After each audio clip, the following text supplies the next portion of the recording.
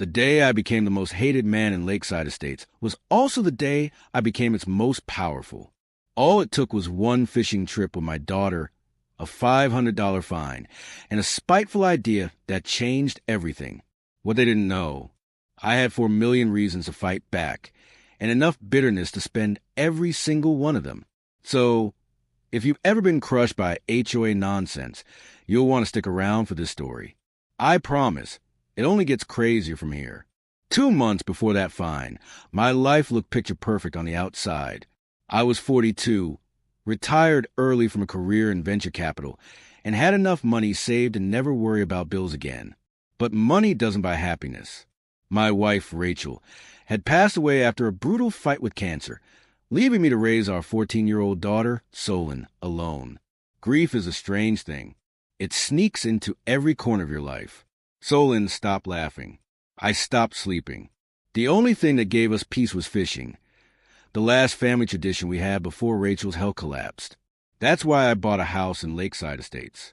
On paper, it was perfect. Upscale homes, good schools, and a private 6-acre lake right in the center.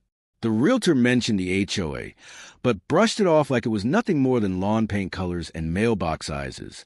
I should have paid more attention when she hesitated before saying, "The HOA president, Karen Wellington, is very dedicated to maintaining property values." Dedicated, huh? That was the understatement of the century. Fast forward to one Saturday morning in April. Solon and I were on the dock, just an hour into fishing. For the first time in weeks, she was smiling, carefully unhooking a small bluegill she'd caught. My chest actually ached watching her. Rachel would have loved this moment. And then, like a storm cloud rolling in, I heard a voice. Sharp, cold, the kind of voice that makes your stomach drop. "Excuse me, but what do you think you're doing?" A woman in expensive sneakers, clutching a tablet like it was a weapon, marched toward us. Blonde bob haircut, lips curled like she'd smelled something rotten. The infamous, "Let me speak to the manager." "Look, I'm Karen Wellington, HOA president. Fishing is prohibited here. That's a $500 fine." I blinked. "I'm sorry, what?" The realtor told us fishing was one of the community amenities. That's why we bought the house. Her smile didn't reach her eyes. Regulations were amended last month. All residents were notified. Ignorance doesn't exempt you. Check your spam folder. I looked down at Solon. She had tears welling up. The fishing pole trembled in her hands. This was supposed to be our healing moment. And this woman had just bulldozed it.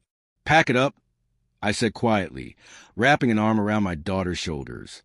I kept my voice calm, but inside I was boiling. That night, I scoured my emails. Nothing. No notice. Just silence. So I started digging. And that's when I learned who Karen really was. 8 years as HOA president, owner of Wellington Properties, a boutique real estate firm that specialized in flipping luxury homes. Social media photos of her hosting wild parties at the very same lake she'd just fined me for fishing in. Wine, music, late-night noise, all things she claimed were against community atmosphere. The hypocrisy was unbearable. And the more I read, the uglier it got. That's when I met Merrick, a retired attorney who lived 3 doors down. "Ah, you've met our dictator," he said grimly when I told him about the fine. He invited me over for coffee, and what he showed me was jaw-dropping. The HOA didn't even own the lake. It was leased from Meridian Development Corporation, the original builders, lease expiring in less than 2 months. And guess who was already negotiating to buy it out? That's right, Karen herself. Not for the HOA, for her own company. Suddenly, the ban on fishing made sense. She wasn't protecting the community. She was clearing the way for private development. The more I learned, the more furious I became. Karen wasn't just a petty tyrant. She was running Lakeside Estates like her own personal monopoly, selectively fining residents until they sold cheap, then buying up their homes through shell companies. Samuel, a retired banker, had even tracked the data, resident of color, and new families were fined nearly 3 times more than Karen's friends. She wasn't preserving property values. She was building an empire. That's when our resistance formed. Small at first, Merrick, Samuel, a few neighbors with horror stories of bogus violations, a retired teacher fined for excessive holiday lights, a foster mom whose kids were banned from the pool for being too loud, a widow cited for mosquito hazards in her backyard 2 days after questioning Karen in a meeting. One story after another, each worse than the last. We created a secure group chat, held secret meetings at the library, even whispered in back rooms of bakeries. And in every meeting, one question burned brighter. How do we stop her? The answer came from my old career instincts. I was a venture capitalist. Buying and selling assets was my bread and butter. If Meridian was broke, that lake was nothing more than a distressed property waiting to be snapped up. Karen thought she had an exclusive negotiation, but cash speaks louder than contracts. I had the resources to end her reign in one stroke. The problem? Karen caught wind that I was digging, and she unleashed hell. Violation after violation piled up on my doorstep. My mailbox was the wrong shade of taupe. My lawn was 1/4 inch too tall. Solon left her bike in the driveway for 10 minutes, and a violation appeared with time-stamped photos. It wasn't just me. Every neighbor seen talking to me suddenly got slapped with fines. Maria's lawn, James's bird feeder, Diana's recycling bin too close to her garage. Karen wasn't just fighting me. She was trying to isolate me, and it nearly worked. The worst day was when Solon came home from school crying. Her classmates had called her a troublemaker's kid. One of Karen's allies had spread rumors that our family was dragging down property values. My daughter, already grieving, was now being bullied because of this war. I almost packed up and left. Almost. But Merrick stopped me. That's what she wants. She's done it before. Families sell cheap. Her company swoops in. Don't give her that satisfaction. He was right. I wasn't just fighting for myself. I was fighting for everyone Karen had crushed. So I doubled down. Through Samuel's connections, I reached Meridian's executives. They were desperate. Their company was drowning in debt. Karen had offered them $300,000 over 18 months, full of complicated financing tricks. I offered $350,000. All cash. Closing in 7 days. Deal. Done. The lake and a 10-foot perimeter of shoreline was mine, not the HOA's. Not Karen's, mine. And here's the best part. The very next day, Karen held a big HOA meeting to unveil her vision for the lake. She had glossy renderings of fancy lakeside lounge, new homes on the shoreline, and of course, higher HOA fees to support community growth. She even hinted at certain new residents, meaning me, who didn't share the community's values. She humiliated Samuel publicly, dredging up a resolved tax issue just to shut him down. I sat in the back of the room, smiling, because everything she was promising, she no longer controlled. But I wasn't ready to reveal myself just yet. I wanted the timing to be perfect, and Karen made it easy.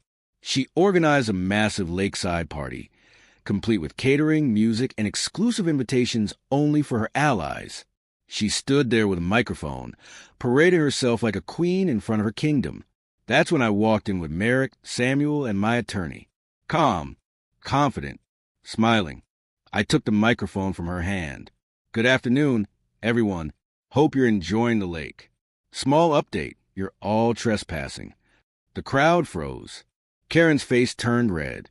What are you talking about? This is HOA property. No, Karen, it never was. Meridian sold it to me. I held up the deed. Silence. Gasps. Karen's jaw practically hit the floor.